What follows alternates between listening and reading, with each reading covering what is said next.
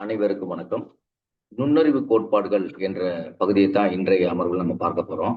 இது எஜுகேஷன் மெத்தடாலஜில பல்வேறு விதமான தேர்வுகள்ல, குறிப்பாக இப்ப புதிதாக பிஜிடிஆர்பிக்கான சிலபஸ் வெளியிடப்பட்டிருக்கு. அதுல பார்த்தோம் அப்படின்னா 6வது யூனிட்ல இந்த பகுதி குறிப்பிட்டிருக்காங்க. இன்டெலிஜென்ஸ் தியரி அப்படின்னு சொல்லிட்டு அவங்க சில பகுதிகளை கொடுத்திருக்காங்க. அதுல single factor theory, two factor theory, triarchic theory, group factor theory, multi factor theory, அதே மாதிரி கில்ஃபோர்ட் ஸ்ட்ரக்சர் ஆஃப் இன்டெலிஜென்ஸ் அப்படின்றது, Gardner multiple intelligence test and emotional intelligence, IQ, EI அப்படின்னு சொல்லக்கூடிய எமோஷனல் இன்டெலிஜென்ஸ். ஸோ இது எல்லாமே என்ன கொடுத்துருக்காங்க அப்படின்னு பார்த்தோன்னா விஜிடிஆர்பி சிலபஸ்ல. அதே மாதிரி டெட் எக்ஸாமினேஷன் எழுதக்கூடியவங்க, டீச்சர் எலிஜிபிலிட்டி டெஸ்ட்ல சைக்காலஜி 30 மார்க் எழுதக்கூடிய மாணவர்களுக்கும் அவங்களுக்கும் இந்த பகுதி மிக முக்கியமான ஒரு பகுதியாக கொடுத்துருக்காங்க. அப்ப இது மிக முக்கியமா எக்ஸாம்ல கேட்கப்படக்கூடிய பகுதிகளில் இந்த தியரிஸ் மிக முக்கிய பங்கு வகிக்குது. இந்த நுண்ணறிவை பொறுத்தளவு, நுண்ணறிவுனா என்ன, நுண்ணறிவுல இருக்கக்கூடிய அந்த டிஃப்ரெண்ட் தியரிஸ், அப்புறம் இதை எப்படி அளவீடு செய்யறாங்க அப்படின்றதுல இந்த பகுதி மிக முக்கியமான பகுதி. அதுல இந்த பதிவுல நம்ம ட்ரையாரக் தியரி அப்படின்ற ஒரு தியரி பத்தி தான் பார்க்கணும். எப்படி monarchic theory, Spearman two factor theory already நம்ம பார்த்துருக்கோம். இது ரெண்டுமே நீங்க அந்த தியரி எதை பேஸ் பண்ணியிருக்கோம், மொனராக் தியரி அப்படின்னு ஒரே ஒரு ஃபேக்டர் மட்டும் தான் இங்க முக்கியத்துவம். அந்த ஃபேக்டர் தான் அவங்க செய்யக்கூடிய எல்லா விஷயம், கற்றல்ல இருந்து அவங்க வெளியில செய்யக்கூடிய எல்லா விஷயத்துக்கும் ஒரு பொது காரணி மட்டும்தான் தொடர்புல இருக்குது, மற்ற காரணிகள்லாம் கிடையாது அப்படின்ற மாதிரி அவங்க சொல்லுவாங்க. அது ஜென்ரல் ஃபேக்டர் மட்டும் தான் இன்சைஸ் பண்ணி மொனராக் தியரி பேசுவார். அடுத்து பார்த்தோம் அப்படின்னா ஸ்பியர்மேன் அதை விட்டுட்டு ஜென்ரல் காரணி அப்படின்ற ஒரு ஸ்பெசிபிக் ஃபேக்டரையும், இன்னொரு ஃபேக்டர், அதாவது ஜென்ரல் ஃபேக்டர் அப்படின்னு ஒன்று கொண்டு வருவாரு, அடுத்து ஸ்பெசிபிக் ஃபேக்டர்னு ஒன்று கொண்டு வருவாரு.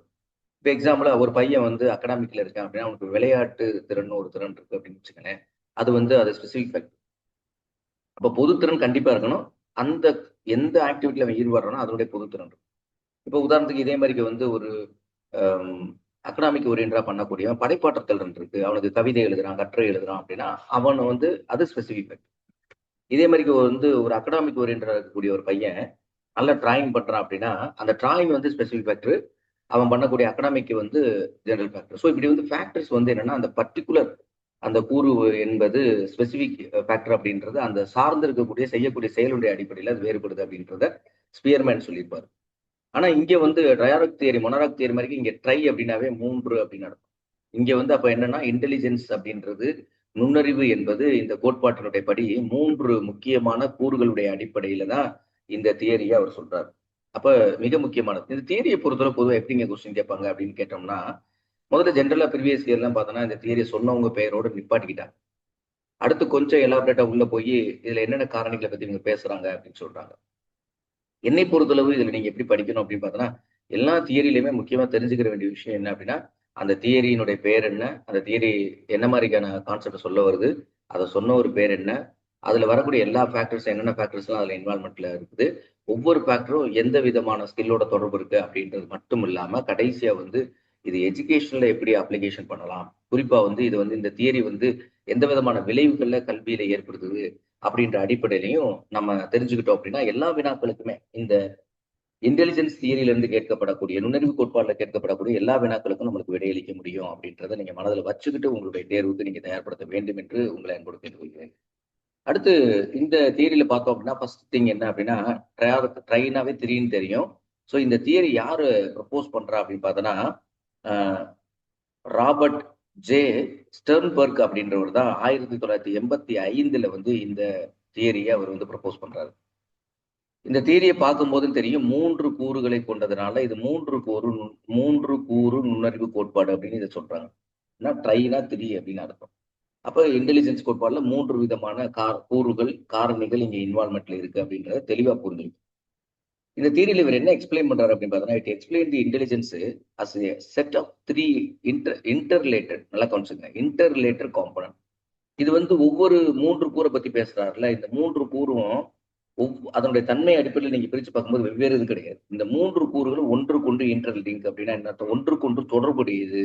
ஒரு திறன் இன்னொரு திறனை சார்ந்திருக்கும், அந்த திறன் இன்னொரு. அப்ப இந்த 3 திறன்களும் இருந்தா மட்டும்தான் ஒருத்தனால சக்சஸ்ஃபுல்லா எதுவுமே பண்ண முடியும் வாழ்க்கையில அப்படின்றத பத்தி தான் அவர் பேசுறாரு. அதனாலதான் அவர் தெளிவா பேசுறாரு. என்ன சொல்றாரு அப்படின்னா, இது இன்ட்ராலிங்கா இன்டர்லிங்கா அப்படின்னு பார்த்தோம் அப்படின்னா, it explain the intelligence as a set of 3 interrelated component rather than the single ability or I square.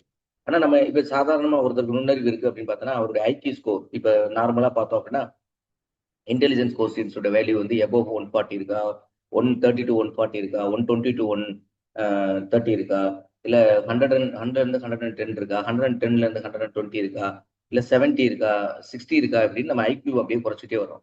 அப்ப இந்த ஐக்யூ வச்சுக்கிட்டு தான் நம்ம இன்னைக்கு என்ன பண்றோம் அப்படின்னா, இவங்களுக்கு எவ்வளவு இன்டெலிஜென்ஸ் இருக்கு அப்படின்னு நம்ம கணக்கீடு செய்யறோம்.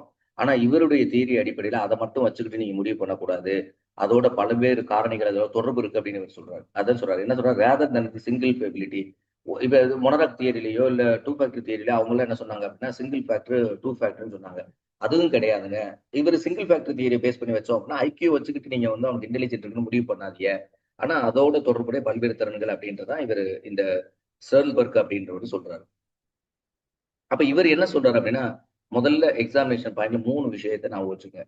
இவர் சொல்லக்கூடிய முதல்ல ட்ரையார்க் தியரி அப்படின்னு சொல்லக்கூடிய இந்த தியரியில 3 விஷயத்த சொல்றாரு. ஒன்னு என்ன அனலிட்டிக்கல், இன்னொன்னு என்ன சொல்றாரு கிரியேட்டிவ், இன்னொன்னு பிராக்டிக்கல் அப்படின்னு 3. இந்த 3 கண்டிப்பா இன்டெலிஜென்ஸ் அப்படின்னு சொன்னா அந்த 3 கூறுகளும் இருக்கணும்னு சொல்றாரு. ஒண்ணுக்கு ஒண்ணு இன்டெலிஜென்ஸ். அனாலிட்டிக்கல் பகுத்தறிவு திறன் அப்படி சொல்லுவாங்க. பகுத்தறிவுனா அனாலிட்டிக்கல் பவர் அப்படின்றது. ஏன் எதுக்குன்ற அந்த கொஸ்டின் வரும். அங்க ரீசனிங் இருக்கு அங்க. ஸோ அந்த அடிப்படையில் நீங்க மனசுல வச்சுக்க ரீசனிங். அடுத்து கிரியேட்டிவ். நீங்க ஒரு ரீசனிங் ஏன் எதற்கு இப்போ ஒருத்தவங்க ஏதாவது சொல்லால் மட்டும் நம்பாதே அப்படின்னு சொல்றாங்கன்னா இப்ப சுயமாய் தெளிவாய் நீ தெளிவாய்ன்னு சொல்லுவாங்க. அப்ப நீ சொல்லால் மட்டும் நம்பாத அப்படின்னு என்ன அர்த்தம்? யாரோ சொல்றதை மட்டும் நீ வச்சுக்கிட்டு எதையும் முடிவு பண்ணாத. ஆனா நீ அதுக்கு ரீசன் கண்டுபிடி அப்படின்னு சொல்றது. ஸோ இன்னைக்கு வந்து ரிசர்ச் அப்படின்னு பார்த்தோன்னா இந்த ரீசனிங் பேஸ் பண்ணி அனாலிட்டிக்கல் பேஸ் பண்ணி தான் ரிசர்ச்சே இருக்கு. அப்ப சரி ஒரு ரீசனிங் பேஸ் பண்ணி மட்டும் இருந்தா எனக்கு போதுமா அப்படின்னா கண்டிப்பா அது கிடையாது. அதுக்கடுத்து அதோட சேர்ந்து இன்னொரு ஒரு திறனையும் அவங்க சொல்றாங்க. கிரியேட்டிவ் அப்படின்றது. கிரியேட்டிவ் அப்படின்னா என்னது? இங்க வந்து புதுமை, படைக்கிறது, நீங்க புதுசா ஒரு விஷயத்த செய்யறது.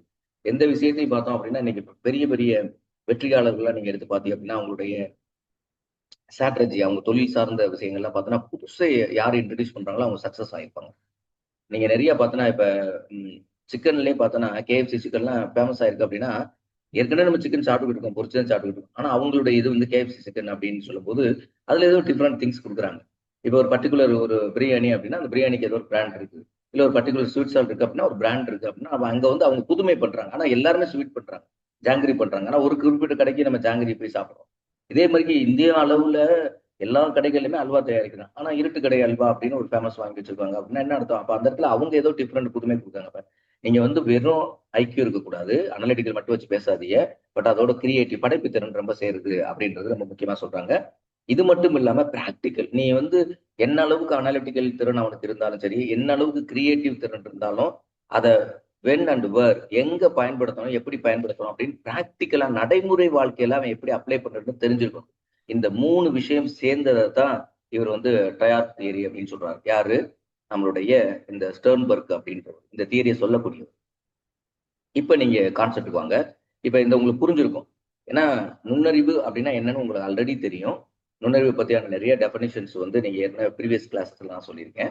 ஸோ இப்ப நுண்ணறிவுனுடைய தியரிஸ்ன்னு எடுக்கும்போது இந்த டயாப் தியரியில பார்த்தோம் அப்படின்னா ராபர்ட் ஜே ஸ்டெர்ன்பர்க் அப்படின்ற சொல்லக்கூடிய விஷயம் என்னன்னா 3 விஷயம். ஒன்று கிரியேட்டிவ், சரி அனலிட்டிக், ஆர்டர் மாற அனலிட்டிக்கல் பவரோட சேர்த்து கிரியேட்டிவ், கிரியேட்டிவோட சேர்த்து அது கரெக்டா ப்ராக்டிக்கல். இந்த 3 சேர்ந்துருக்கணும் அப்படின்றது உங்களுக்கு தியரி இப்போ புரிஞ்சிருச்சு. சரியா? அப்ப கொஸ்டின் கேட்டா நீங்க இப்ப இந்த இந்த பகுதிக்குள்ளே நீங்க வந்து பார்த்தோம்னா இந்த இந்த தியரியை அடிப்படையில் வைத்து கேட்கப்படக்கூடிய எல்லா வினாக்களுக்கும் உங்களுக்கு கிடையாது. அது தெளிவா நான் சொல்லுவேன். ஸோ இப்போ பாருங்க ஸ்டெர்ன்பர்க் டயார்க் தியரி ஆஃப் இன்டெலிஜென்ஸ் இவர் என்ன சஜஸ்ட் பண்றாரு அப்படின்னு பார்த்தோம்னா தட் எ ட்ரூலி இன்டெலிஜென்ஸ் ஒரு உண்மையான நுண்ணறிவு. ட்ரூலி இன்டெலிஜென்ட் உண்மையான. அப்ப intelligence persons is not only good at analytical power. So analytical ஏன்னா இந்த இடத்துல அனலிட்டிக்கல் அவர் எதை சொல்றாருன்னா ஐக்கியூ அப்படின்னு சொல்றாரு. நீங்க கணக்கீடு செய்யக்கூடிய நுண்ணறிவு என்று சொல்லக்கூடிய ஐக்கியூ மட்டும் வச்சுக்கிட்டு நீங்க வந்து அவருக்கு நல்ல இன்டெலிஜென்ஸ் இருக்குன்னு உங்களால முழுமையான இன்டெலிஜென்ஸ் இருக்கு, உண்மையான இன்டெலிஜென்ஸ் இருக்குன்னு சொல்லக்கூடாது அப்படின்னு சொல்லிட்டாரு. அதை சொல்றாரு. மறுபடியும் சொல்றேன் that truly intelligence persons is not only good at analytical. அது மட்டும் கிடையாது. But also capable of thinking outside the box. இந்த அவருக்கு என்ன கேபபிள் இருக்குன்னு என்ன திறமை இருக்கணும் அப்படின்னா ஆஃப் திங்கிங், அவருடைய திங்கிங் சிந்தனை எப்படி இருக்கணும் அவுட் சைட் தி பாக்ஸ் அப்படின்னா அந்த அவுட் சைட் தி பாக்ஸ் எப்படி இருக்கணும் அப்படின்னா கிரியேட்டிவா இருக்கும். நீங்க வந்து ஐக்கியூ மட்டும் இருந்தா பாருங்க. இப்ப ஒருத்தருக்கு ஐக்கியூ இருக்கும். ஆனா வந்து அவர் செயல்படுத்த புதுமையான சிந்தனை. இப்ப படைப்பாற்றல் திறன் இருக்கக்கூடியவங்க கட்டுரை எழுதுறாங்க, கதை எழுதுறாங்க. இவங்களுக்கு தான் வந்து படைப்பாற்றல் திறன் ரொம்ப அதிகமா இருக்கும். ஒரு இயற்கையை பார்த்தவொடனே ஒரு விஷயத்தை பத்தி அவங்க எழுதுவாங்க. இல்ல ஒரு விஷயத்துல சமூகத்தில் நடக்கக்கூடிய ஒரு விஷயத்தை பார்த்து அவங்க எழுதுவாங்க. சோ இதெல்லாம் வந்து படைப்பாற்றல் இயற்கையா அவங்களுக்கு வெளியே வரும். And handling the real world challenges effectively. அப்ப ஹேண்ட்லிங் தி ரியல் வேர்ல்டு, சரி ஓகே இந்த ரெண்டு இருக்கு அப்படின்னா, அண்ட் இதை எப்படி ஹேண்டில் பண்றோம், எப்படி ஹேண்டில் பண்றோம் அப்படின்னா ரியல் வேர்ல்டு சேலஞ்சஸ் எஃபெக்டிவ்லி. உண்மையான வாழ்க்கையில எப்படி நம்மளுக்கு வரக்கூடிய பிரச்சனைகளுக்கு இந்த அனலிட்டிக்கல் பவரையும் கிரியேட்டிவும் பயன்படுத்தி அந்த பிரச்சனைகளை நம்ம சால்வ் பண்ணி சரி பண்றோம் அப்படின்றது, இந்த மூணு சேர்ந்த ஒரு கம்பைன்டு விஷயங்களை தான் அவர் என்ன சொல்றாரு அப்படின்னா இந்த தியரியில ஸ்டெர்ன்பர்க் சொல்றாரு. ஓகே, இப்ப அதே இது வந்து தமிழ்ல நான் சொல்றேன்.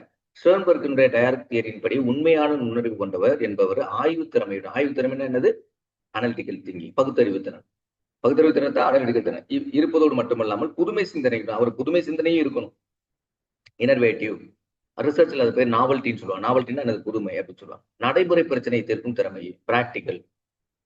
இந்த ரெண்டையும் அவருக்கு அனலிட்டிக்கல் பவர், கிரியேட்டிவ் ரெண்டு இருக்கு அப்படின்னா அவருக்கு வாழ்க்கையில வரக்கூடிய எல்லா பிரச்சனையும், அவருடைய குடும்பம் சார்ந்த பிரச்சனை, அவர் தொழில் சார்ந்த பிரச்சனை, இல்ல அவருக்கு என்னென்ன பிரச்சனைகள்லாம் வந்து எல்லா பிரச்சனையும் அவரால் சால்வ் பண்ண முடியும். அந்த அளவுக்கு அவருக்கு இன்டெலிஜென்ஸ் இருக்கு. இந்த மூணு சேர்ந்தது அப்படின்றதான் சொல்றேன். ஸோ நடைமுறை பிரச்சனை தீர்க்கும் திறன், இது மூன்றையும் கொண்டிருந்தா மட்டும்தான் அதை என்ன சொல்றாரு அப்படின்னா ஸ்டெர்ன்பர்க் வந்து அவருடைய தியரியில, ரொம்ப டயர் தியரியில மூணு விஷயத்துக்கு தெளிவாக சொல்லிட்டாரு. ஸோ இப்போ ஒவ்வொரு தியரியுமே நம்ம இப்போ ஆக்சுவலா வந்து இந்த ஒரு இமேஜ் கொடுத்துருக்கேன். ஆக்சுவலா இது வந்து கூகுள் இமேஜ், என்னோட இமேஜ் கிடையாது. ஏன்னா இன்னைக்கு பேட்டன் ரைட்டருக்கு கண்டிப்பா வந்து ஆதருக்கு கிரெடிட் போகணும். நான் போய் ஃப்ரீ சர்ச்ல தான் போய் எடுத்தேன். பட் வந்து கூகுள்ல இருந்து எடுத்தப்பட்ட ஒரு இதுதான் இங்க கொடுத்துருக்கு. அதை உங்களுக்கு எதுக்காக இது கொடுத்துருக்கு அப்படின்னா, இப்போ நம்மளே இதை கிரியேட் பண்ணிடலாம், ஈஸியா சிம்பிளா கொண்டு வந்துட முடியும். ஸோ இது வந்து அனாலிட்டிக்கல், கிரியேட்டிவ் அண்ட் ப்ராக்டிக்கல் அப்படின்றது, இந்த மூணு விஷயத்துல சொல்றாரு அப்படின்றதுக்கான ஒரு இமேஜ் உங்க மனதுல வரணுன்றக்கான இமேஜ் சொல்றேன்.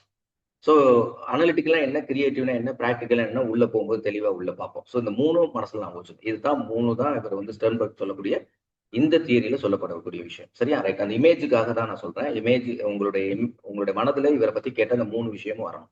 ஸோ ஃபர்ஸ்ட் இப்ப நம்ம பார்ப்போம். அவருடைய ஃபர்ஸ்ட் சொல்லக்கூடிய விஷயம் என்ன சொல்றாரு, அனாலிட்டிக்கல் இன்டெலிஜென்ஸ் சொல்றாரு. அதாவது காம்பன்சியல் அப்படின்னா என்ன அர்த்தம், கூறுகள், என்னென்ன கூறுகள் அப்படின்னு சொல்றாரு. அதை வந்து தமிழ்ல பார்த்தோம் அப்படின்னா பகுப்பாய்வு நுண்ணறிவு அப்படின்னு சொல்லக்கூடிய விஷயம். ஸோ இப்ப இதுல என்ன சொல்றாரு அப்படின்னு பார்த்தோம்னா, அந்த எபிலிட்டி டு, அதாவது இந்த இடத்துல என்ன அப்படின்னா, இப்ப தியரியை பொறுத்தளவு யாரு சொன்னான்னு எனக்கு தெரிஞ்சிருச்சு. ஓகே, அப்புறம் தியரியில அவர் என்ன, எந்த மூன்று விஷயங்களை பத்தி, எந்த மூன்று கூறுகளை பத்தி, எந்த த்ரீ காம்பனன்ட்ஸை பத்தி பேசுறாரு அப்படின்றது தெரிஞ்சிருச்சு. இந்த மூன்று காரணம் தான் ஒருத்தனுடைய நுண்ணறிவு அவருடைய வாழ்க்கையில எல்லா விஷயத்தையும் செய்யறதுக்கு அவர் பயன்படுது அப்படின்ற தெளிவா சொல்லிருக்காரு. அதுக்கடுத்து ஒவ்வொரு கூறுகளுக்கும் உள்ளேயும் போய் கொஸ்டின்ஸ் கேட்பாங்க. அது வந்து இன் டீப் கொஸ்டின்ஸ் உள்ள போவாங்க. ஸோ இப்போ மேல் போக்குல உங்களுக்கு முதல் மூன்று வரியில உங்களுக்கு ஆன்சர் பண்ணிடலாம். ஸோ இந்த அளவுல மட்டுமே சில மெட்டீரியல்ஸ் நீங்க படிச்சுட்டு இதோட முடிவு பண்ணிட்டு நம்ம போனோம் அப்படின்னா அங்க வந்து ஒரு, ஏன்னா இன்னைக்கு என்ன ஒரு டிராபேக் இருக்கு அப்படின்னா, நிறைய மெட்டீரியல்ஸ் வருது மார்க்கெட்டுக்கு. ஆனா நிறைய மெட்டீரியல்ஸ்ல பார்த்தோம் அப்படின்னு பார்த்தோம்னா, இந்த மெட்டீரியல்ஸ் எல்லாமே என்ன பண்றாங்க அப்படின்னா, ஏதோ ஒரு பர்டிகுலரா வந்து ஒரு வரி, சிங்கிள் வரியில, ரெண்டு வரியில, மூன்று வரியில இந்த மாதிரி கொடுத்து அதை புரிய வைக்கிற மாதிரி, இதுக்குள்ள இப்படி கொஸ்டின் கேட்க சான்சஸ் கிடையாது.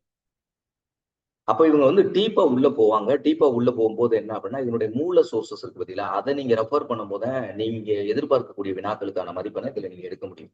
இப்ப இப்ப மூல சோர்சஸ் அப்படின்னா, இதனுடைய ஒரிஜினல் ஆதென்டிக் டெக்ஸ்ட் இருக்கு பார்த்தீங்களா, அந்த டெக்ஸ்ட்டை ரெஃபர் பண்ணி எழுதியிருப்பாங்க பாருங்க. அந்த புத்தகத்துக்குள்ள நீங்க போகணும். இப்ப எக்ஸாம்பிள் பார்த்தா உதாரணத்துக்கு கோகிலா தங்கச்சாமி புத்தகத்தை நீங்க உள்ள போய் பார்க்கலாம்.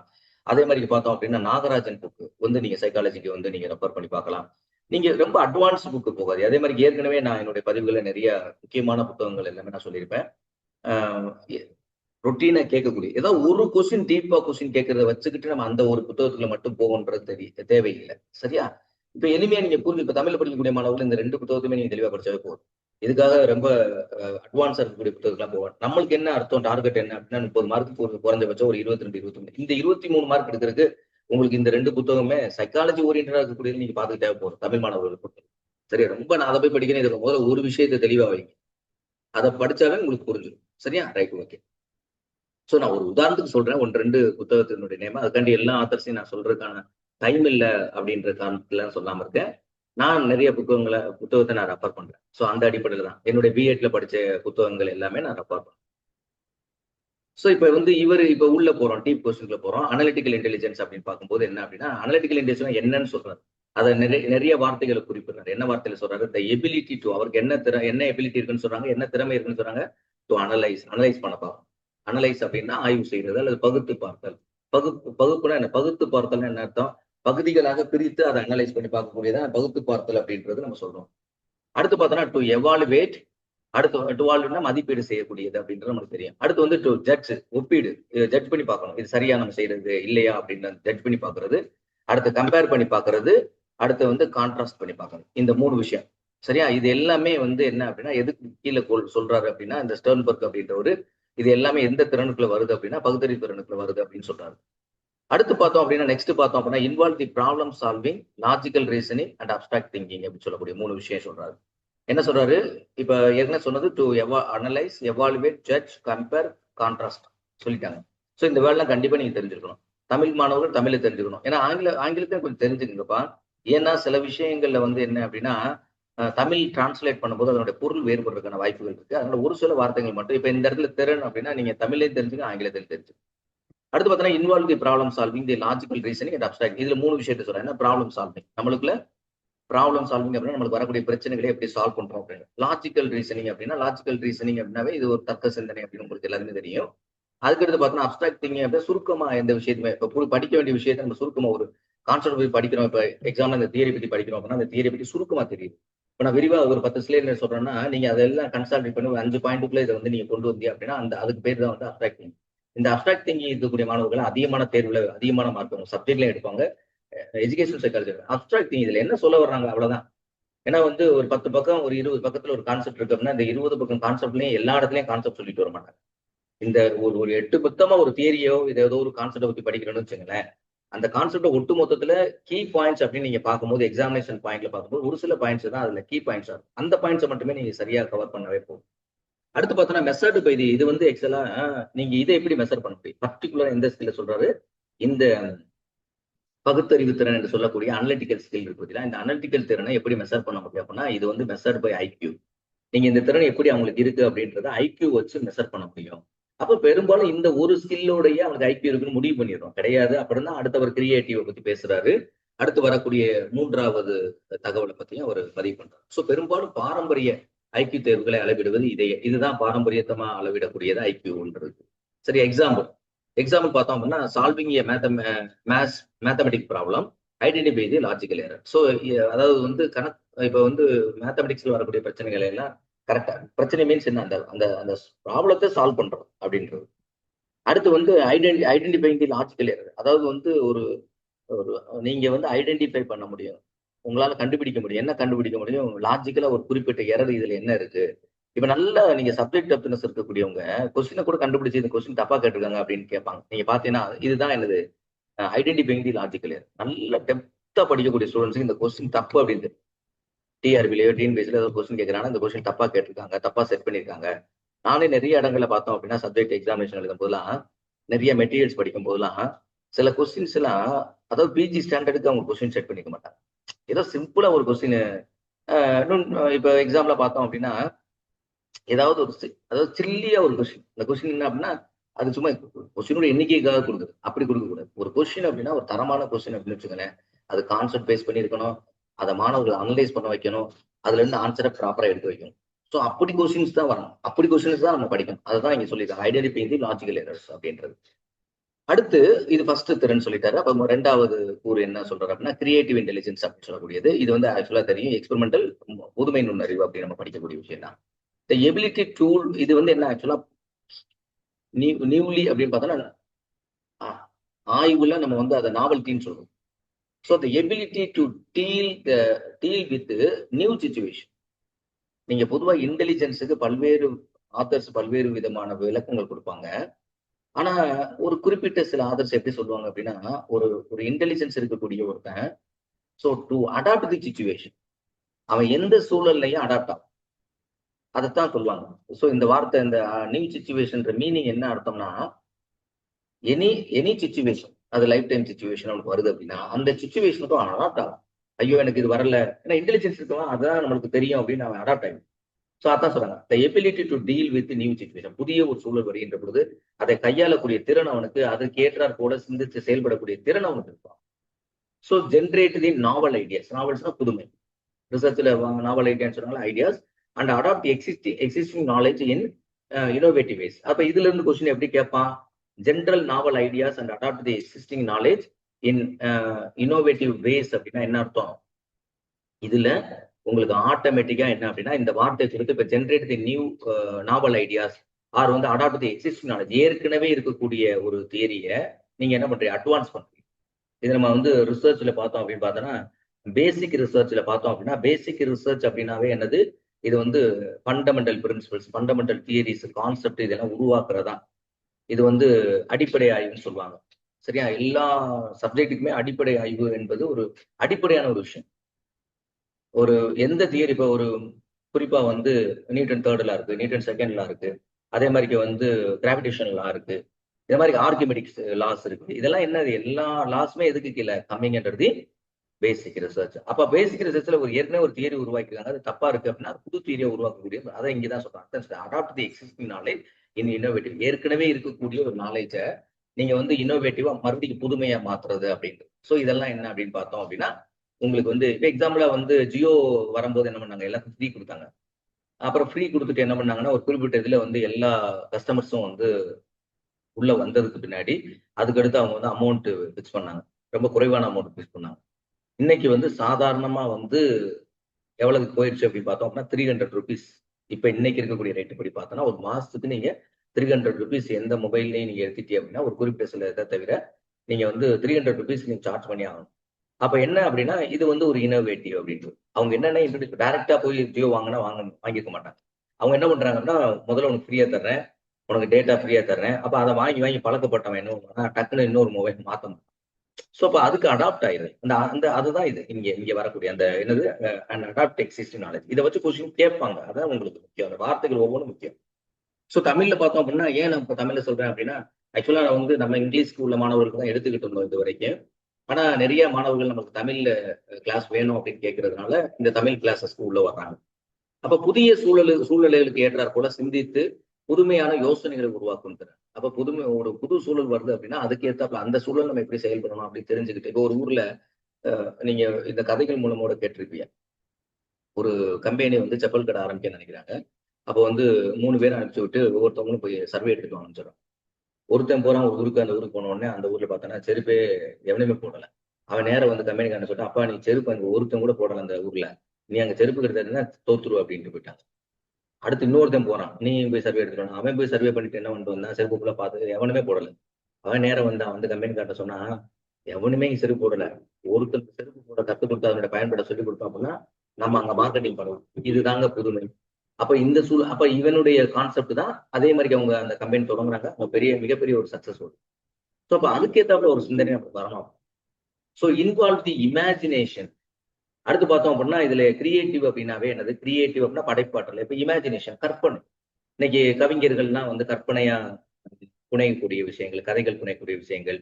அதே மாதிரி இன்னைக்கு நிறைய பாடல் ஆசிரியர்கள் பாடல் எழுதுறாங்கல்ல, அவங்களுடைய பாடல்கள் அதெல்லாம் எடுத்து நீங்க பார்த்தீங்க அப்படின்னா அவங்களுடைய பாடல்கள் அவங்களுடைய வரிகள்ல பார்த்தோம் அப்படின்னா அந்த அவங்களுடைய இமேஜினேஷன் கற்பனைங்கிறது இயற்கையோடு ஒட்டி இயற்கையில காணக்கூடிய நிகழ்வுகளை அவங்க வந்து சொல்லுவாங்க. அதுல குறிப்பா பார்த்தோம் அப்படின்னா அந்த தற்குறிப்பேற்ற எல்லாம் பார்த்தோம் அப்படின்னா இதை பேஸ் பண்ணி இமேஜினேஷனை பேஸ் பண்ணாங்க.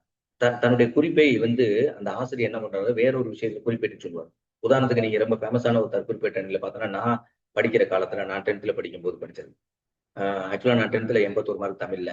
அந்த டயத்துல நான் படிக்கும்போது இந்த விஷயம் ரொம்ப இன்ட்ரெஸ்டா நான் படிச்ச இதுல பார்த்தோம்.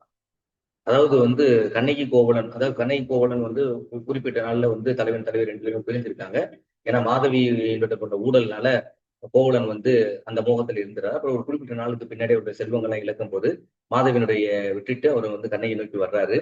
அப்ப கண்ணகி என்ன பண்றாங்க அப்படின்னா, சரி ரைட்டு விடுங்க இதெல்லாம் விட்டுட்டு எல்லாத்தையும் தூக்கி போட்டுட்டு, ஏன்னா அந்த கண்ணகி வந்து அவங்க பெரிய செல்வ போக்குல வாழ்ந்தவங்க. சோ அதெல்லாம் எல்லாத்தையும் விட்டுட்டு வாங்க மதுரையில போய் நம்ம தொழில் செஞ்சு பொழைச்சுக்கலாம். இவங்க வந்து வணிகரை சேர்ந்ததுனால வணிகம் செஞ்சு பொழைச்சுக்கிறோம் அப்படின்னு சொல்லிட்டு தன்னுடைய கால்சிலம்போடு மதுரை மாநகரத்தை நோக்கி அவங்க வர்றாங்க. அப்படி வருகின்ற பொழுது அந்த ஒவ்வொரு நாட்டிலையுமே அதனுடைய எல்கையில வந்து மதிச்சுவர்கள் இருக்கும். அப்ப அந்த மதில் சுவர்கள் மேல இருக்கக்கூடிய ஒரு கொடி வந்து இயற்கையாவே காற்றுல அசைந்து என்ன பண்ணுது, காற்றுல அசைஞ்சுட்டு இருக்கு. ஒரு கொடி ஏற்றி வச்சிருக்கோம் அப்படின்னா கொடி அசைஞ்சுட்டே இருக்குன்னா அந்த மாதிரி அடைச்சிட்டு இருக்கு. அப்ப மதுரை மாநகரனுடைய நுழைவாயிலுக்குள்ள வருகின்ற பொழுது கண்ணையும் கோவலனையும் பார்த்து இயற்கையாக அசைகின்ற கொடி, நீங்கள் உள்ளே வராதீர்கள், நீங்கள் வந்தால் உன்னுடைய கணவன் கொலையுண்டான் அப்படின்ற அந்த செய்தியை உணர்த்தக்கூடியதாக அந்த இதுல சொல்லுவாங்க. அப்ப இதுதான் இன்னர்வேட்டிவ். இதான் அப்ப வந்து ஒரு ஒரு விஷயத்துல இப்ப என்ன பண்றாரு, நீ நீ வந்தா கொலையுண்டுருவ அப்படின்றத நேரடியா சொல்றதுக்கு பதிலாக இன்னொரு விஷயத்துல குறிப்பேற்றி தன்னுடைய குறிப்பை ஏற்றி சொல்வதனால அது பேர் தற்குறிப்பேற்ற அணி அப்படின்னு சொல்லுவாங்க. அதான் அவங்க சொல்லுங்க இமேஜினேஷன், ஒரிஜினாலிட்டி எல்லாமே ஒரிஜினாலிட்டி. இன்னைக்கு எதுவுமே duplicate, pattern writing, intellectual writer, அதாவது இன்டெலெக்சுவல் பேட்டர்ன் ரைட்டர். யாருடைய கருத்தையோ வார்த்தையோ இன்னைக்கு திருடக்கூடாது அப்படின்றது ரொம்ப தெளிவாயிடுச்சு. இப்ப இமேஜ் கூட இப்ப நீங்க பாத்தீங்கன்னா ப்ரீவியஸ்ல நான் பாடம் எடுக்கும் கூட சில இமேஜ் யூஸ் பண்ணேன். இப்ப அதுக்கடுத்து பாத்தீங்கன்னா ஃப்ரீ சாஃப்ட்வேர்ல சில இமேஜஸ் எடுத்து கொடுத்தோம். சோ இப்ப வந்து இமேஜஸ் போட்டு சொன்னாதான் புரியணும்ல. ஏன்னா இங்க வந்து இமேஜை மட்டும் வச்சுட்டு சொல்லும் போது உங்களுக்கு புரியறதுக்கான கான்செப்ட் வாய்ப்பு இல்லை. ஏன்னா வார்த்தைகள் எல்லாத்தையும் நம்ம கண்டிப்பா யூஸ் பண்ணி ஆகணும். அப்ப இந்த இடத்துல பார்த்தோம்னா ஒரிஜினாலிட்டி அப்படின்றது ரொம்ப முக்கியமான விஷயம். நம்ம இன்னைக்கு எடுக்க முடியாது. ஏன்னா எல்லாமே அவங்களுடைய அறிவுசார் சொத்து. எது ஐபிக்குள்ள வரக்கூடிய இன்டெலெக்சுவல் ப்ராப்பர்ட்டி ரைட், ஐபிஆர் இருக்குல்ல, ஐபிஆர்ன்றது இன்டெலெக்சுவல் ப்ராப்பர்ட்டி ரைட். இப்ப நான் வந்து இந்த தகவலை சொல்றேன் அப்படின்னா இது என்னுடைய இன்டெலெக்சுவல் ப்ராப்பர்ட்டி ரைட். இதை யாராலையும் எடுக்கிறதுக்கோ திருடுறதுக்கோ அவங்களுக்கு உரிமை கிடையாது, என்னுடைய அனுமதி இல்லாம. ஏன்னா நான் பயன்படுத்தக்கூடிய வார்த்தைகள், நான் பயன்படுத்தக்கூடிய சொற்கள், ஆக்சுவலா இதனுடைய சோர்ஸ், இந்த பாடத்துடைய சோர்ஸ் வந்து நான் கிடையாது, மூலம் நான் கிடையாது. இந்த சோர்ஸ் யாரு அப்படின்னு பார்த்தா அதனுடைய ரூட், அதாவது ஃபர்ஸ்ட் ஆத்தர் இருக்காரு பத்திலா, இந்த புத்தகத்தை எழுதும் போது எழுதுறாரு பாருங்க, யார் இதனுடைய ஆத்தர் அப்படின்னு பார்த்தோன்னா இந்த தியரியை உருவாக்குனவர் தான் ஆத்தர். அந்த தியரியை ஃபுல்லா எழுதி புக்ல எழுதி வச்சிருக்க பாருங்க, அவரு ஒரு ஆத்தர், அவருக்கும் கிரெடிட் போய் ஆகும். ஏன்னா இதை ஃபுல்லா கலெக்ட் பண்ணி அவர் தான் எழுதுறாரு, அவர் தான் ஃபர்ஸ்ட் ஆத்தர், ஃபர்ஸ்ட் ரூட். அப்புறம் அதுல இருந்து பார்த்து பார்த்து பார்த்து பார்த்து பார்த்து எழுதிட்டு வந்திருப்பாங்க. ஸோ அப்போ வந்து இந்த இடத்துல என்ன அப்படின்னா ஒரிஜினாலிட்டி இருக்கணும் அப்படின்றத நம்ம முக்கியம். அடுத்து பார்த்தோன்னா இன்சைட்னாலும் அறிவு தான். ஸோ இப்போ இன்சைட்னு சொல்லும்போது நீங்க என்ன எடுத்துருவாங்க இல்லைன்னா அனலிட்டிக்கல் பவர்ல வராது இது இன்சைட். அப்ப என்ன சொன்னாங்க, கற்பனை, தனித்துவம், இண்டிவிஜுவாலிட்டின்னு சொல்றோம்ல, அது மாதிரி தனித்துவம், ஒரிஜினாலிட்டி, உள்ளுணர்வுன்றது இன்சைட். இந்த இடத்துல உள்ளுணர்வு, இன்டியூஷன் வேற சொல்லுவாங்க. இந்த இன்சைட்டுக்கு இன்னொரு வார்த்தை என்ன சொல்லுவாங்க, இன்டியூஷன். இது வந்து உள்ளுணர்வு சொல்லுவோம். இதை இப்படி இந்த படத்தை வரையக்கூடிய இப்படி வரைஞ்சா நல்லா இருக்கும் அப்படின்னு சில பேர் சொல்லுவாங்கல்ல, எனக்கு வந்து நான் இது மாதிரி நான் இது நினைச்சேன், இந்த கொஸ்டின் வரும்னு நினைச்சேன், அது மாதிரி எக்ஸாம் வந்துருச்சு அப்படின்னா இது பேர் இன்டியூஷன். ஸோ இதெல்லாம் எந்த எந்த திறனுக்குள்ள வருது அப்படின்னு பார்த்தா கிரியேட்டிவ் இன்டெலிஜென்ஸ்ல வருது. சரியா? ஓகே. அடுத்து எக்ஸாம்பிள். என்ன எக்ஸாம்பிள் கொடுத்துருக்கேன், நான் சொன்னதே நீங்க எக்ஸாம்பிள் கொடுத்துருக்கேன். என்னது, ரைட் ஏ போயம். நீங்க ஒரு பாடல் எழுதுறிய, ஒரு போயம் எழுதுறிய, அதே மாதிரி வந்து டிசைனிங் அண்ட் எக்ஸ்பெரிமெண்ட், ஒரு புதுசா ஒரு பரிசோதனை நீங்க உருவாக்குறீங்க. And inventing the new solution, புது சொல்யூஷன். ஏதாவது ஒரு பிரச்சனை வருது அப்படின்னா இந்த பிரச்சனைக்கு இப்படி சால்வ் பண்ணலாம் அப்படின்னு நீங்க ஒரு இன்வென்டிங்னா நீங்க கண்டுபிடிப்பாளர், கண்டுபிடிக்கிறீங்க புதிய அதுக்கான தீர்வை கண்டுபிடிக்கிறீங்க அப்படின்னா. ஸோ உதாரணம் கவிதை எழுதுதல், புதிய ஆராய்ச்சி, வடிவமைத்தல், கண்டுபிடிப்பு செய்தல். இப்ப பார்த்தோன்னா அந்த இனோவேட்டிங் நியூ ஐடியா அப்படின்னு பார்க்கும்போது ஒரு உதாரணத்துக்கு நான் உங்களுக்கு சிம்பிளா சொல்றேன். காமராஜர் வந்து அப்ப வந்து நேரு வந்து பிரதமரா இருக்காங்க. அப்ப நேரு பிரதமரா இருக்கும்போது அந்த முப்படைகள் தலைவர், அவருடைய நேம் எனக்கு சரியா காரியப்பான்னு நினைக்கிறேன். அப்போதைக்கு அந்த முப்படை எல்லா 3 படைகளுக்குமே ஒரே ஒரு தலைவர் தான். அப்போ ஒரு தலைவர் தான் அப்ப இருக்கும். ஆனா பட் அச்சுறுத்தல் இருக்கு. ஆனா பட் இருந்தாலும் நம்ம சுதந்திரம் வாங்கிட்டோம். இன்கேஸ் வந்து அந்த ஒரு 3 படைகளுக்குமான ஒரே தளபதி இருப்பார் பார்த்தீங்களா, அவர் மூலமா இவருக்கு நேருக்கு ஒரு சந்தேகம் வருது. இது மாதிரி அவருடைய அச்சுறுத்தல் வந்து நாளைக்கு வந்து ஆட்சியை அவங்க எடுக்கிறதுக்கான வாய்ப்பு இருக்குல்ல. சில இதுல பார்த்தோம் அப்படின்னா நம்மளுடைய பக்கத்துல இருக்கக்கூடிய நாடுகள் ராணுவ ஆட்சி வருது இல்லைங்களா, ராணுவம் அவங்க எடுத்துட்டு அவங்க அந்த பிரதமர் ஓடி போயிடுறாங்க பாருங்க. அது மாதிரி நம்ம சமீபத்தில் நிகழ்ச்சி நீங்க பார்த்திருப்பீங்க. அது மாதிரி ஒன்று வருமோ அப்படின்ற மாதிரி, ஏன்னா இவர் கொஞ்சம் டாமினன்ட் பண்ற மாதிரிக்கே இது வரும்போது இவர் அப்படி நினைக்கிறாரு. அப்ப இதுக்கு என்னடா சொல்யூஷன் அப்படின்ற மாதிரிக்கே ஒரு பல சரி இப்ப இதனுடைய சொல்யூஷனை எங்க போய் கேட்கலாம் அப்படின்னா இங்கிலாந்துக்காரங்க போய் கேட்போம். இவர் இங்கிலாந்துக்காரனோட திருப்பி போடுறாரு. இங்கிலாந்துக்காரனோட கேட்கலாமா அப்படின்னு ஐடியாவை அவர் டிஸ்கஷன் பண்ணிட்டு இருக்காரு. அப்போ ரொம்ப அதுல கொஞ்சம் வருத்தத்துல இருக்கு. அப்போ வந்து இவருக்கு டைம் வாங்கிட்டு அன்னைக்கு காமராஜர் வந்து இங்க வந்து முதலமைச்சரா இருக்காரு. அவரை பாக்குறதுக்காக இங்க போறாரு. போகும்போது எப்போதும் நார்மலா பேசுறவர் வந்து அப்படி பேசல, ஒரு மாதிரி டென்ஷனா இருக்கிற மாதிரியே இருந்திருக்காரு. அதை பார்த்து அப்சர்வ் பண்ணவரு அந்த காமராஜர் எப்படின்னா அவருடைய இயல்பை பார்த்து அவருக்கு பெரிய ஒரு சைக்காலஜி ஸ்டூடெண்ட் நீங்க எடுத்துக்கலாம். யாரும் இதை செய்யறதுக்கப்பா ஒரு இன்ஜினியர் வந்து கட்ட முடியாதுன்னு சொல்லும்போது இதை செய்யறதுக்கா நான் உடனே இன்ஜினியர் வச்சுக்கன்னு சொன்னார் பத்தியில. ரொம்ப ஒரு கலக்கில சொல்லக்கூடியவர், கொஞ்சம் அனுபவ அறிவு இருக்கக்கூடிய ஒருத்தர்.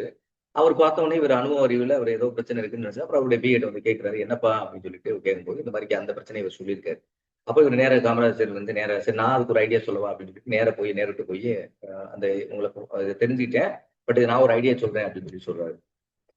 அப்ப அவர் என்ன ஐடியா கொடுக்குறாரு அப்படின்னா, நீங்க ஏன் ஒரு ஆள்கிட்ட அந்த பவரை கொடுக்குறீங்க அப்படின்னு சொன்ன உடனே நீங்க 3 படைக்கு 3 வீரர்களை நியமிங்க, 3 தலைமை உங்களை நியமிச்சிருங்க அப்படின்னு சொன்னா, அப்ப இந்த இவர் ஒத்துக்கிற மாட்டாருங்களப்பா அப்படின்னு சொல்லி கேட்ட உடனே அவர் ஒத்துக்கிற மாட்டாரு அப்படின்னா அவருக்கு ஏதாவது ட்ரைனிங் போட்டு வெளியூருக்கு அனுப்பிடுங்க, வெளிநாட்டுக்கு அனுப்பிடுங்க.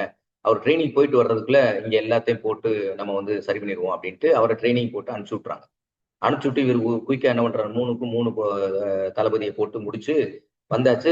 இதனுடைய இது தெரிஞ்சிச்சு, காரியப்ப வந்து இறங்கும் போது தெரிஞ்சிச்சு, ஆகா நம்ம வந்து அப்போ இருக்கக்கூடிய தளபதி வந்து இறங்குறாரு.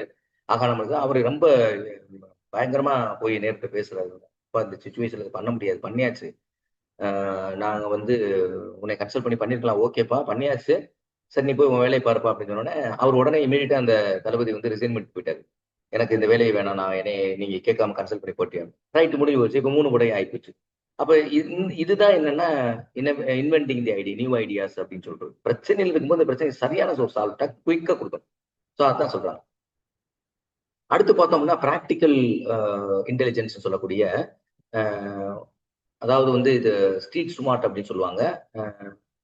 கான்டெக்சுவல் அப்படின்னு சொல்லக்கூடிய ஒரு தியரின்னு இதை சொல்லுவாங்க. கான்டெக்சுவல் அப்படின்னு சொன்னாலும் சரி, அதே மாதிரி வந்து ஸ்ட்ரீட் ஸ்மார்ட் அப்படின்னு சொன்னாலும் ப்ராக்டிக்கல் இன்டெலிஜென்ஸ் அப்படின்னா நடைமுறை நுண்ணறிவு. எனக்கிட்ட வந்து அனலிட்டிக்கல் பவர் இருக்கு, எனக்கு வந்து கிரியேட்டிவ் இருக்கு, ஆனா அதை வந்து நான் அப்ளை பண்ண முடியல. நான் என்கிட்ட இருக்கக்கூடிய அந்த 2 திறனையும் நான் இப்போ வந்து ஒரு கற்றல் சார்ந்த, இப்ப நான் வந்து உங்களுக்கு ஒரு பாடம் எடுக்கிறேன் கற்றல் சார்ந்த திறன்ல. இப்ப எனக்கு வந்து இந்த இன்டெலிஜென்ஸ் தியரி பத்தி எனக்கு நிறைய தகவல் தெரியும். ஆனா அது வந்து என்னது எப்படி கொஸ்டின் கேட்பாங்க அப்ப அனலிட்டிக்கல் திறனும் இருக்கும். இதை மாணவர்களுக்கு எப்படி சொன்னா புரியும் அப்படின்ற புதுமையான சிந்தனையிலையும் நான் ஒரு விஷயத்த உங்களுக்கு சொல்லித்தர முடியும். இந்த ரெண்டுமே இருக்கு, எனக்கு உள்ளே இருக்கு. ஆனா அதை வந்து நான் பிராக்டிக்கலா உங்களுக்கு சொல்லணும். என்கிட்ட இருக்கு, ஆனா பிராக்டிக்கல் இப்ப நான் வந்து உங்களுக்கு சொல்றேன், இது வந்து பிராக்டிக்கல் அப்ளிகேஷன். ஸோ இந்த திறனை தான் அவங்க சொல்றாங்க. இப்போ நடைமுறை திறன். So ability to adapt to save and select the environment to meet the both personal and social demand. அதாவது வந்து என்னுடைய சொந்த இதுலயும் சரி, என்னுடைய வாழ்க்கையிலையும் சரி, இல்ல சமூகத்திலையும் அவங்களுடைய டிமாண்டுக்கு தகுந்தாப்புல, அந்த சூழலுக்கு தகுந்தாப்புல நான் என்னை மாற்றி அமைச்சு ஒர்க் பண்றதுதான் இங்க வந்து நடைமுறை இன்டெலிஜென்ஸ் அப்படின்னு சொல்றேன். அதான் தமிழ்ல பார்த்தோம் அப்படின்னா நிகழ்கால சொல்லுன்னா பிரசன்ட் சிச்சுவேஷன் பயன்படுத்தி மாற்றி அமைத்து அல்லது அதனோட இசைந்து வாழ்ந்து, அதான் சொல்றேன் டு அடாப்ட், டு அட்ஜஸ்ட் என்னது ஏ பர்டிகுலர் என்விரான்மெண்ட் அப்படின்றது. So involve everyday problem solve. ஒவ்வொரு நாளும் என்ன பிரச்சனை வருது அப்படின்றத அதை சால்வ் பண்ணக்கூடிய இதுவும் வந்து நடைமுறை. இப்ப இந்த இடத்துல உங்களுக்கு ஒரு சந்தேகம் வரும் சார், ப்ராப்ளம் சால்விங்ன்ற போனதுக்கு முன்னாடி சொன்னீங்களே, அப்போ வந்து இந்த இடத்துல ப்ராப்ளம் சால்விங்னா என்ன அர்த்தம்னா, நீங்க இதை எந்த இடத்துல வருது, இன்வால்வ் எவ்ரிடே லைஃப். ஒவ்வொரு நாளும் உங்களுடைய வாழ்க்கையில, நடைமுறை வாழ்க்கையில உங்களுக்கு வரக்கூடிய பிரச்சனைகளுக்கு நீங்க அப்ளை மூடிட்டு செயல்படுத்துற வித்தியெல்லாம் அதுதான் இந்த இடத்துல. அப்ப நம்ம கொஸ்டின் கேட்கும்போது ப்ராப்ளம் சால்விங் கண்ணை மூடிட்டு ஏதோ ஒரு குறிப்பிட்ட திறன் பேசிடக்கூடாது. காமன் சென்ஸ் இருக்கும். சரியா? இதனால் இவன் கண் முடிக்கும் என்று வந்து அதனால் அவன் கண் விடல்னு வந்து வள்ளுவ பெருந்தகை சொல்வார். யார்கிட்ட எந்த ஒர்க்கு கொடுத்தா அவன் செய்வான் அந்த ஒரு காமன் சென்ஸ். சரியா? அந்த மாதிரி இருக்கு. And applying the knowledge effectively in real situation. உங்ககிட்ட இருக்கக்கூடிய அறிவை அந்த இடத்துல நீங்க யாராவது ஒருத்தவங்க செய்யும் போது, இப்ப காமராஜருடைய அறிவை பத்தி சொன்ன மாதிரிலாம் ஒரு பிரமிக்கத்தக்க வகையில தான் அவருடைய எக்ஸ்போசர் இருக்கும் ஒவ்வொரு இடத்துலயுமே. ஆனா பட் அவர் படிக்காதவர். ஆனா பட் வந்து அவரு வந்து அவர்கிட்ட இருக்கக்கூடிய பர்சனல் அசிஸ்டண்டோ இல்ல அவங்களுடைய இன்ஜினியர்ஸோ அவர் பேசும்போது இவர் அந்த அளவுக்கு அவர் நிறைய அவருடைய வாழ்க்கை வரலாறு பார்த்தா தெரியும். ஸோ அதாவது ஒரு தலைவரை பத்தி பேசுறோம், தலைவரை ஒருத்தவங்களுக்கு மார்க் பண்ணி வச்சுக்கிறோம், யாருக்காவது ஒருத்தவங்களுக்கு தான் சொந்தக்காரன்னு நினைச்சிட்டு நம்ம மார்க் பண்ணி வச்சுக்கிறோம். ஆனா பட் வந்து இந்த தலைவர்களை எல்லாம் நீங்க வந்து என்னன்னா நல்ல சமுதாய வாழ்க்கையில வாழ்ந்து காட்டிய தலைவருடைய வாழ்க்கை வரலாற்றுலாம் படிக்கும்போது அதுவே நம்மளுடைய ஆளுமையா மாறி. ஸோ அப்படிப்பட்ட ஒரு வாழ்க்கை முறையை கொண்டு வரும்போது அவங்களுக்கு கொடுக்கக்கூடிய வெற்றி, அவங்களுடைய சக்சஸ் அப்படின்னு சொன்னாங்க. எல்லாம் வார்த்தையில இவன் நான் அவரை மாதிரி கேட்கணும், இவரை மாதிரி கேட்கணும் பேசுவான். ஆனா அவனுடைய பின்னாடி போய் அவனோட வாழ்க்கையை பார்த்தோம் அப்படின்னா அப்படி இருக்காது. அவனுக்கு நீ பார்த்தீங்கன்னா தெரியும், நிறைய பேர் இப்படின்னு சொல்லுவான், நான் அது மாதிரி இருக்கேன், நான் இவருடைய பிரின்சிபல்ல வாழ்றேன், அவருடைய அந்த ஒரு மண்ணாங்கட்டியும் கிடையாது, வாழவே மாட்டான். நீங்க பாத்தீங்கன்னா அப்ப நடைமுறையில செயல்படுத்தல சாத்தியக்கூறு கிடையவே கிடையாது. இப்பெல்லாம் அதிகமா பேச்சு ஒண்ணு செயல் ஒண்ணு அப்படித்தான் இருக்கு. இப்ப எக்ஸாம்பிள் பார்த்தோன்னா நீங்க நிறைய யூடியூபர்ஸ் நீங்க நிறைய பார்த்துருப்பீங்க. அப்படின்னா இப்போ ஒரு சப்ஜெக்டை பத்தி அவங்க எடுப்பாங்க. முதல்ல அவங்க சப்ஜெக்ட் அந்த சப்ஜெக்ட் படிச்சா தானே அவங்க டீப்பா சொல்லி தர முடியும்.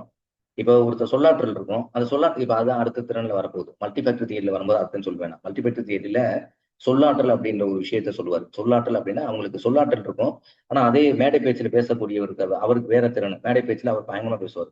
ஒரு கட்டுரை எழுதுறவர் இருப்பாரு, ஒரு கவிதை அதுல வார்த்தை பயன்படுத்தக்கூடிய பிரயோகப்படுத்தக்கூடிய வார்த்தை வந்து ரொம்ப அற்புதமான இப்ப கலைஞர் வந்து சொல்லக்கூடிய வார்த்தைகள், நான் கட்டுமரமாக இருக்கிறேன், நீங்க அதில் ஏறி என் மீது ஏறி பயணம் செய்யலாம்னு சொல்றாங்க. சோ இது வார்த்தைகள் பாருங்க, எவ்வளவு அற்புதமான வார்த்தைகள் பாருங்க. சோ இதெல்லாம் என்ன அப்படின்னு பார்த்தோன்னா, இது மாதிரி நடைமுறையில நீங்க நிறைய வார்த்தைகள் வந்து ஒரு முறை அண்ணா வந்து அவர்கள் மேடைக்கு வருகின்ற பொழுது நேரம் காலம் கடந்து வர்றாரு.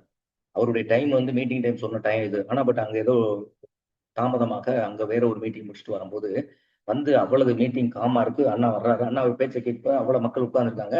அவர் வந்த உடனே மக்களுடைய கலைப்பு எப்படி போக்குறாரு வார்த்தைகள். மணியோ பத்தரை, உங்களை தழுவுவதோ நித்திரை, எமக்கிடுவே முத்திரைன்னு சுருக்கமா முடிச்சிட்டார். மணியோ பத்தரை, உங்களை தழுவுவதோ நித்திரை, எமக்கிடுவே முத்திரை அப்படின்னு சொன்னாரு. சோ இந்த ஒரு வார்த்தை சொல்லும் போது எல்லாத்துக்கும் ஒரு 2 கரண்டில பூஸ்ட் போட்டு குடிச்ச மாதிரி, பால் குடிச்ச மாதிரி ஒரு எனர்ஜி. அப்ப எல்லாரும் அந்த அந்த ஆரவாரம், கைதட்டல் ஆரவாரம் வருவாங்க. அதுக்கு அடுத்துக்கான கண்டினியூஸ் ஸ்பீச் வரும். ஸோ இதுதான் வந்து ஒரு சரியான அணுகுமுறை அப்படின்னு சொல்லலாம். So example, knowing how to இது actually sorry involving the everyday problem solving, common sense, applying the knowledge effectively in real situation.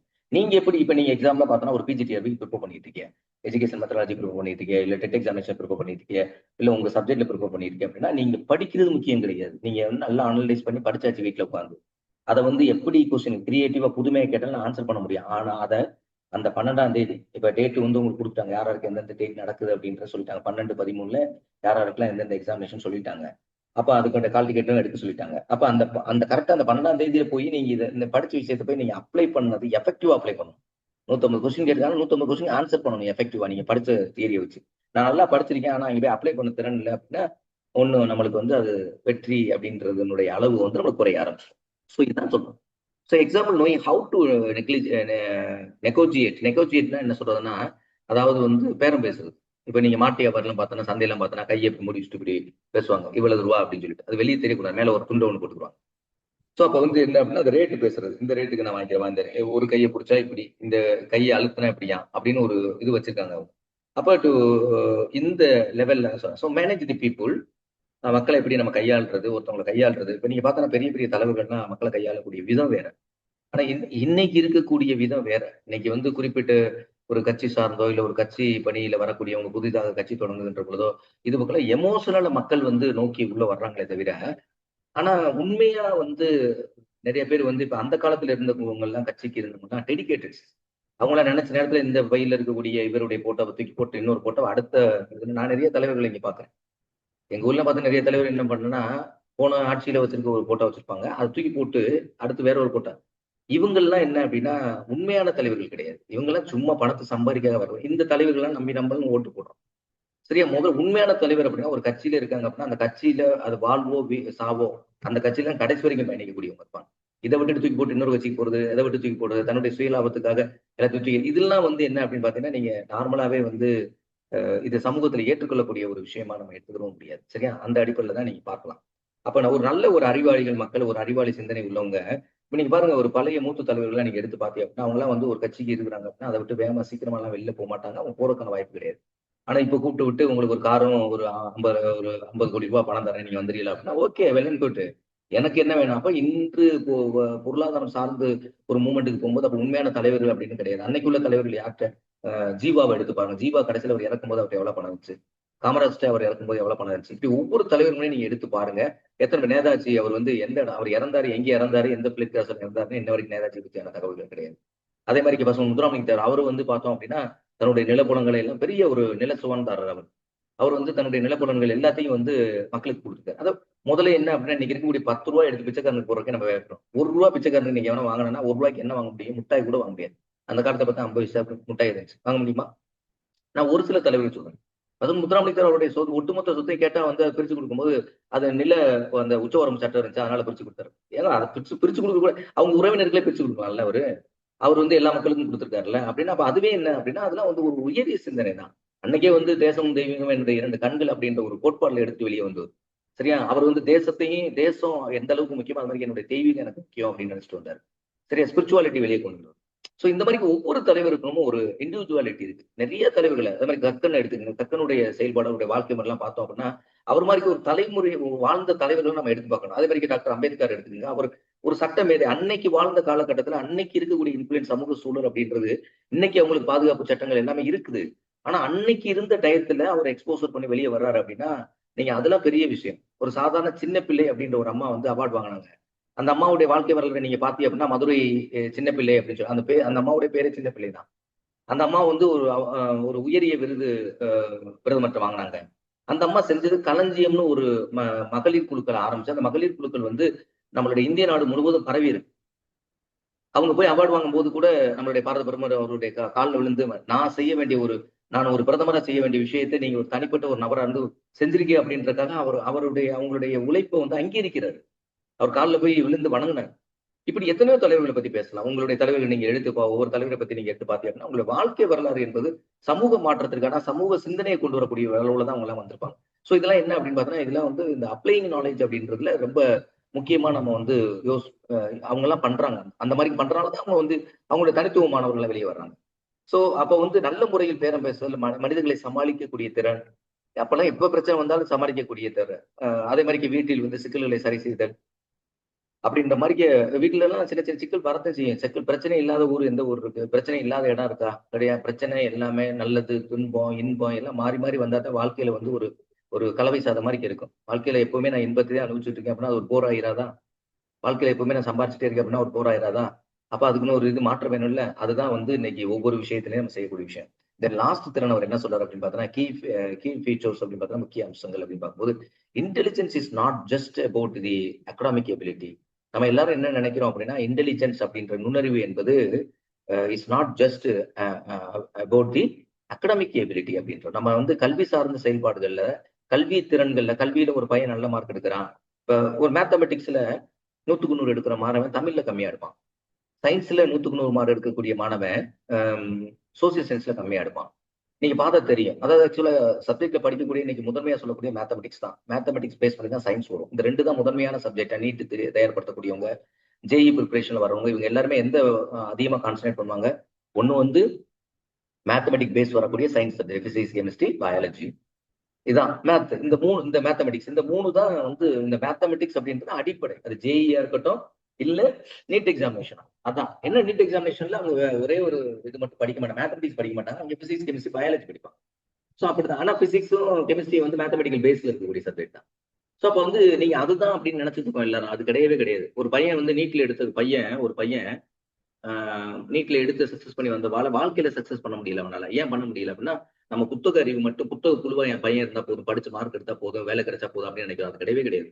மாணவர்களுடைய ஒட்டுமொத்த ஹார்மோனிஸ் டெவலப்மெண்ட் வேணும். இன்னைக்கு பேரண்ட்ஸ் வந்து தன்னுடைய குழந்தைகள் முதல்ல ஒரு மணி நேரம் 2 மணி நேரம் கிரௌண்ட் போய் விளையாட விடணும். முதல்ல வந்து பிசியலாஜிக்கல் ஃபங்க்ஷன்ஸ் வந்து ரொம்ப முக்கியமான விஷயம். நான் படிக்கிறேன் எனி டைம் படிச்சிட்டு இருக்கேன். அவன் உட்காந்து செல்போன்ல விளையாண்டுட்டு இருக்கான். கிரௌண்ட்ல போய் உட்காந்து பாருங்க. இப்ப கிரௌண்டுக்குள்ள என்ன ஆச்சுன்னா நடக்கிறவங்க வாக்கிங் பண்றவங்க டிஸ்டர்ப் பண்ற மாதிரிக்கே அங்க போய் ஃபயர் கேம் ஆடிக்கிட்டு இருக்காங்க. சவுண்டு அவ்வளவு சவுண்டு. அவங்க பயன்படுத்தக்கூடிய வார்த்தைகள்லாம் அவ்வளவு விகாரமான வார்த்தைகளை யூஸ் பண்றாங்க. சோ அதுல என்னது அப்படின்னு பார்த்தோம்னா இந்த விஷயங்கள் பார்க்கும்போது அப்ப நீங்க அகடாமிக் ஓரியன்ட் நினைக்காதீங்க. அப்ப but also the about the creative and practical problem solving. நீங்க புதுசா கிரியேட்டிவா இருக்கணும், பிளஸ் பிராக்டிகல் ப்ராப்ளம் சால்விங்கா இருக்கும். ஸோ நுண்ணறிவு என்பது கல்வி சாத்திரங்கள் மட்டும் அளவிடப்படுவது முடியாது. அப்ப எல்லாமே வருது அப்படின்னு தான் சொல்றோம். So emphasize that success in life require. ஒருத்தவங்க வாழ்க்கையில சக்சஸ் ஆகணும் அப்படின்னா அவங்களுக்கு எப்படிப்பட்ட balance of all three intelligence. இந்த 3 இன்டெலிஜென்ஸ் சொன்னாங்க பார்த்தீங்களா, அனலிட்டிக்கல், கிரியேட்டிவ், பிராக்டிக்கல். இந்த 3ம் பேலன்ஸ்டா இருக்கணும், சம விகிதத்தில் இருக்கணும், சமநிலையில இருக்கணும். அப்படி இருக்கும்போது you R A success man in your life. You R A success in your personal life. You are success in your economical life. You are success in your professions. So அப்ப நீங்க வர முடியும். அதான் 3 விஷயம்: திறமை, புதுமை, நடைமுறை. அப்ப இது ஆங்கிலத்துல நீங்க சொல்ல போனீங்கன்னா என்ன அர்த்தம்?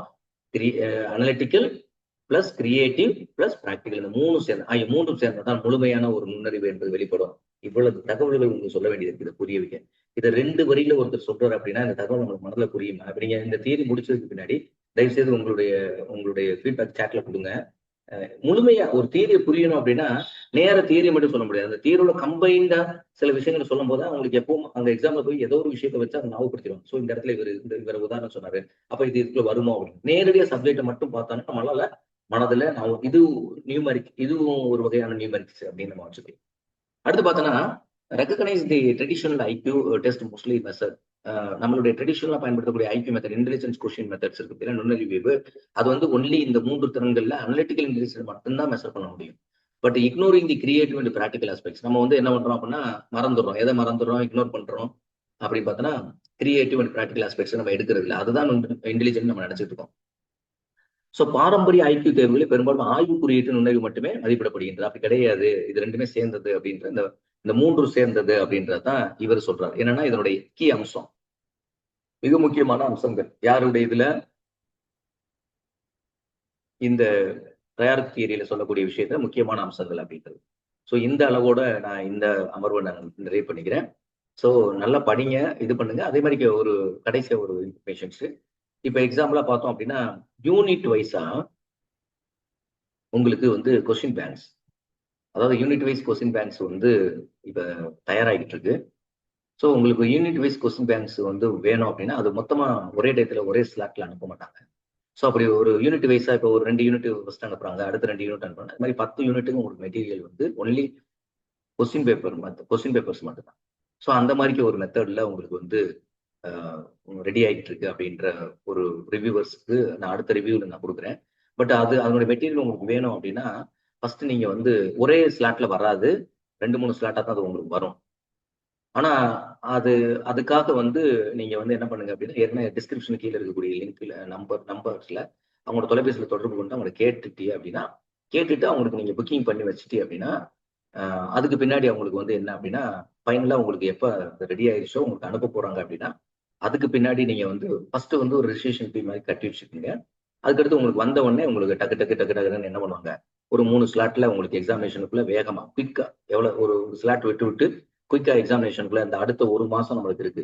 அடுத்த 12 நாள் விட்டுருங்க. இந்த 1 மாசத்துக்குள்ள நம்ம வந்து இதுக்கான அடிஷனல் தகவல்களை தெரிஞ்சுக்கிற முடியும். ஸோ அந்த அடிப்படையில அந்த கீழே இருக்கக்கூடிய டிஸ்கிரிப்ஷன் லிங்க்ல இருக்கக்கூடிய அந்த தொலைபேசி எண்ணை தொடர்பு கொண்டு உங்களுக்கு தேவைப்பட்டவங்க நீங்க புக் பண்ணிக்கலாம். ஸோ இதோடு நாம ஏற்கனவே நமக்கு ஆப்ல இந்த கிளாஸஸ் இருக்குது. ஆக்சுவலா நம்ம வந்து இப்போ 25% 35% தான் கவர் பண்ணியிருக்கோம். ஸோ இன்னும் வந்து 1 வீக்குக்குள்ள மேக்ஸிமம் 10 யூனிட்டுக்கான இதே மாதிரி எல்லா கான்டென்ட் இருக்கக்கூடிய வீடியோஸும் உங்களுக்கு அப்லோட் ஆகும். அந்த ஆப்ல கிளாஸ்ல ஜாயின் பண்ண எஜுகேஷன் மெத்தடாலஜில சப்ஜெக்ட் படிக்கும் எல்லா சப்ஜெக்ட் படிக்கிறவங்க அந்த மாதிரி ஒரு கான்டென்ட் இருக்கு நம்மகிட்ட. அதில் நீங்க ஜாயின் பண்ணலாம். ஆல்ரெடி அதே டிஸ்கிரிப்ஷன் நீங்க ஜாயின் பண்ணி அப்படின்னா உங்களை ஆப்ல நீங்க நேரடியாக வகுப்புக்கு வர தேவையில்லை, ஆன்லைன் அட்டன் பண்ண தேவையில்லை. 24 மணி நேரமும் உங்க வீட்டுல இருந்தே நீங்க படிச்சுக்கலாம். அதுக்கான ஆப்ஷன் நாங்கள் கொடுக்குறோம். பட் இப்போதைக்கு 30% தான். ஏன்னா புது சிலபஸ்னால பழைய சிலபஸ்ல உள்ள எல்லாமே டெலிட் பண்ணி புது சிலபஸ் அப்லோட் ஆகிட்டு இருக்கு. அந்த மாதிரி ஒரு ஆப்பர்ச்சுனிட்டி இருக்கு. நாங்கள் இன்னும் ஒன் வீக்ல வந்து இது யூடியூப்ல டைரக்டா நீங்க பேமெண்ட் பண்ணி உள்ள வர மாதிரியும் ஒரு ஆப்ஷனுக்கு உள்ள கொண்டு வரோம். ஸோ எந்த வியூல நீங்க ஜாயின் பண்ணா கூட ஜாயின் பண்ணிக்கலாம். உங்களுடைய தேர்வில் வெற்றி பெறுவதற்கு வாழ்த்துக்களை தெரிவித்துக் கொண்டு இந்த அமர்வை நான் நிறைவு செய்கிறேன். நன்றி, வணக்கம்.